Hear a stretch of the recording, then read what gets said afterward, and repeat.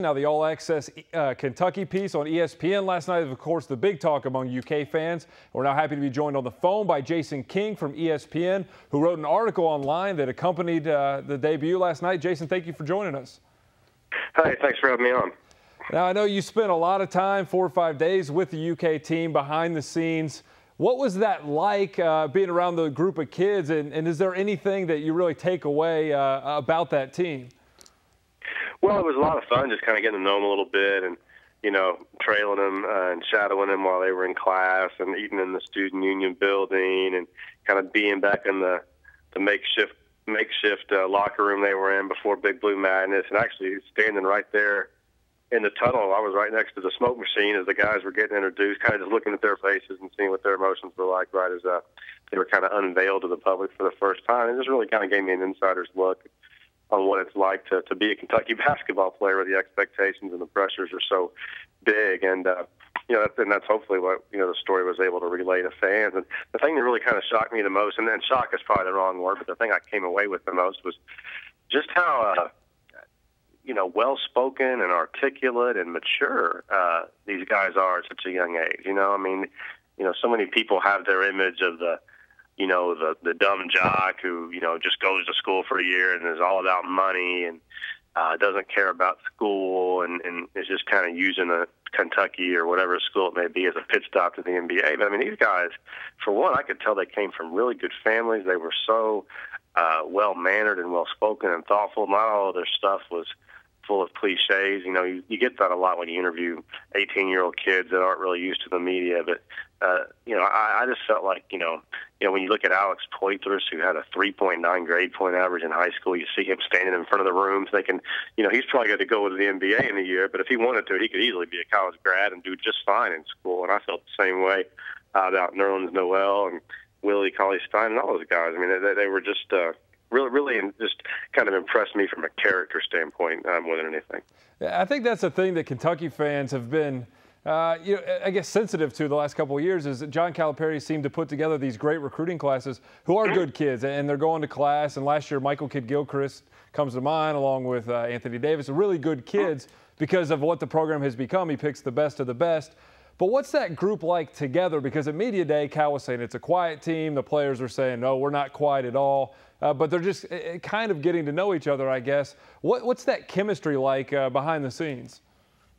Well, definitely, you know, one of the things, and it just seems like something so simple, but, you know, I think I kind of mentioned when I was in the cafeteria kind of watching them, and, you know, there's tons of, not cafeteria, but the little dining area of the Wildcat Cold Lodge. You know, there's 7 or 8 really big tables in there, all with about 7 or 8 chairs around them. And, you know, you'd think, you know, big old 6'10" guys with long legs, let's spread out a little bit when we're eating dinner, you know, let's sit 3 here, 3 at this table, 3 at that one. But they were all like just crammed around one table. You know, you just imagine all these long arms and legs sticking around everywhere. Everyone's bumping elbows as they're eating their dinner. But I mean, that you know, and I'm talking about everyone from a walk-on to Nerlens Noel. You know, just sitting there, and that just it sounds so stupid and like something small, but I think little ways like that are ways you can see team chemistry. You know, I mean.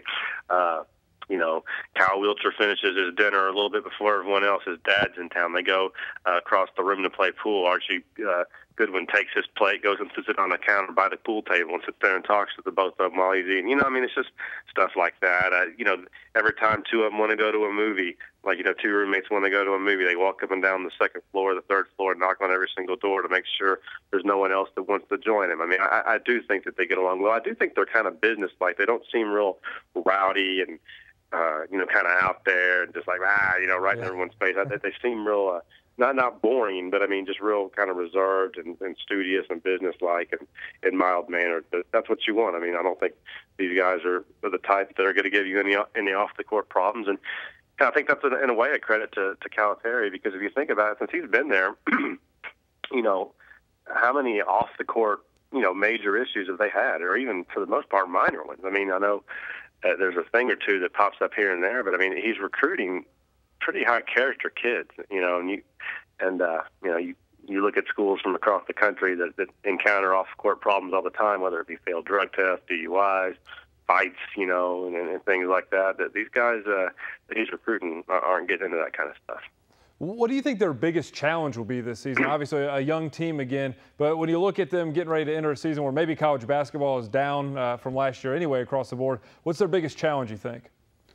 Yeah, I think college basketball, in some ways you could view it as down because I don't think there's those elite teams out there that are just going to wow you, kind of like Kentucky did last year at times, and not the dominant team. But I do think it's going to be fun because, instead of a bunch of 9s and 10s, you still have a bunch of 7s and 8s that are going to make the games real competitive and exciting. But you're right. I think that by the end of the year they could be the best team in basketball and win it all without question. I just think that the path to the Final Four might take on a little different route for them, or might seem a little different. I think they could drop some games early, and maybe lose a few in conference that you wouldn't expect them to lose. But that's okay. Like you said, they're going to look like a November team in November. A lot of teams in November look like a March team already because they're so experienced and stuff. But the fact that they don't have anyone back that really played a significant role from last year is the thing that's most interesting to me, and that thing that could kind of hurt him, at least early on, because in the past, his first year they had Patrick Patterson to kind of, be the leader. And then the next year, you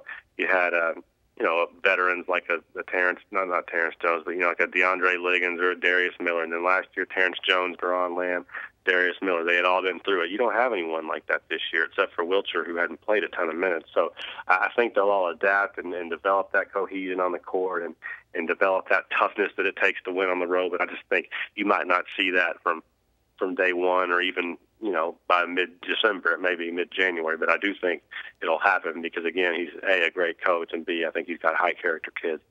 All right, Jason King, great stuff. Thank you very much for joining us. Again, the article is on ESPN.com, the All Access article. Appreciate you joining us, and look forward to maybe talking to you again throughout the season. Yep, call back anytime. Thanks so much. All right, thank you.